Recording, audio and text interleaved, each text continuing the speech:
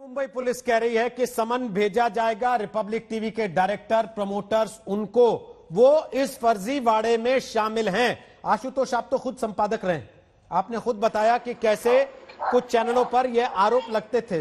इस देश के लोगों के लिए टीआरपी हमेशा से एक बड़ा विस्मयकारी शब्द रहा है।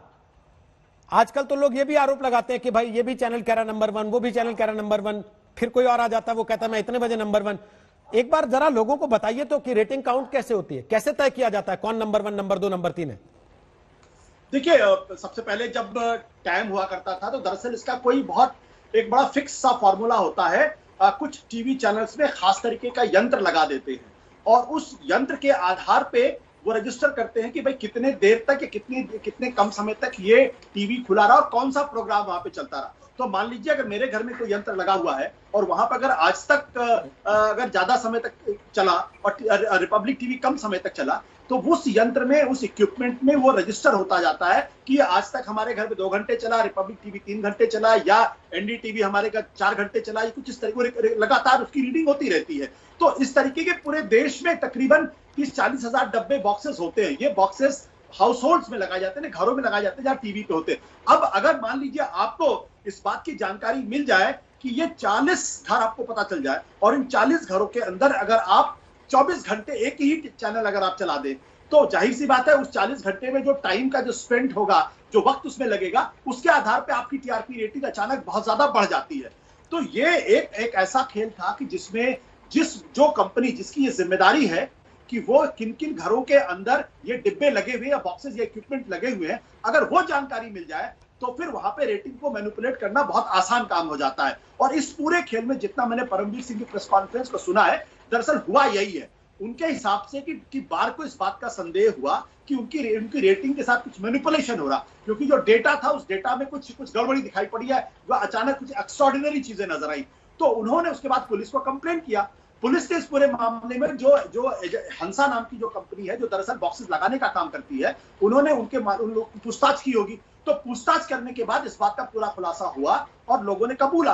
उसके आधार पे मैंने आपसे शुरू में कहा था कि चूंकि रिपब्लिक टीवी एक बड़ा टीवी चैनल है, इसलिए उनके मालिकों को या डायरेक्टर को सीधे हाथ नहीं डाला गया, लेकिन वो जो दो छोटे चैनल थे उनके मालिकों को गिरफ्तार कर लिया गया है। इसीलिए मैं कहता हूं कि पुलिस को इस बात का अंदाजा होता है कि अगर आप किसी टीवी चैनल्स पर अगर आप हाथ डालेंगे, तो अगर आपके पास पुख्ता सबूत नहीं है तो दिक्कत है। यहाँ किसी रिपोर्टर पर हाथ नहीं डाला जा रहा, यहाँ पे सीधे एक टीवी चैनल पर को शक के घेरे में लाया जा रहा।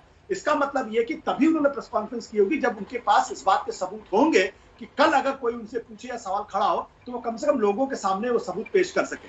लेकिन इस पूरी परिस्थिति में एक आम आदमी जो टीवी देखता है उसको तो यही लगेगा ना कि ये न्यूज चैनलों की टीआरपी वॉर चल रही है। देखिए, ये अगर यह बात बिल्कुल आपकी सही है कि टीआरपी की वॉर लगातार चलती रही है, लेकिन और टीआरपी ऊपर नीचे भी होती रहती है, ऐसा नहीं है। कभी कोई कार्यक्रम आप अच्छा करते हैं, कभी कोई कार्यक्रम अच्छा करते हैं, तो लोगों की पसंद के हिसाब से वो ऊपर नीचे होती रहती। लेकिन अगर कोई टीवी चैनल जो रेटिंग में बहुत नीचे हो, अचानक वो जंप करते हुए और बहुत बड़े मार्जिन से अगर आगे निकल जाता है, तो कहीं ना कहीं ये शक तो पैदा होता है कि अचानक या तो कंटेंट उन्होंने बहुत अच्छा कर लिया या कोई चीज बड़ी एक्स्ट्राऑर्डिनरी तरीके से कर ली या फिर कोई मैनिपुलेशन किया है। तो मैंने कहा पिछले 2-2.5 महीनों के अंदर जिस तरीके से सुशांत सिंह की कवरेज हुई है, वो एक तरीके का मुझे लगता ऐसा मुझे लगता, हो सकता है मैं गलत हूं, ऐसा एक जस्टिफिकेशन बिल्ड होता है। और ये बात मैं अपने अनुभव के आधार पे कह रहा हूं, क्योंकि जब मैं हुआ करता था संपादक, तो कई बार ऐसा मुझे लगता था कि इस टीवी चैनल ने तो कोई ऐसी चीज दिखाई नहीं है जिसके आधार पर उसकी रेटिंग बढ़नी चाहिए, अच्छी कवरेज नहीं की, लेकिन फिर भी उसकी रेटिंग बढ़ गई। जब आप संपादक थे तो आप तो स्वर्ग की सीढ़ी और राम जी की खोज दिखा के भी रेटिंग बटोर ले जाते थे, तो क्या आपको लगता है उस वक्त देश की जनता ज्यादा आध्यात्मिक थी? सवाल देश की जनता, क्योंकि वैसे कार्यक्रमों पे उस तरीके की रेटिंग नहीं आती शायद।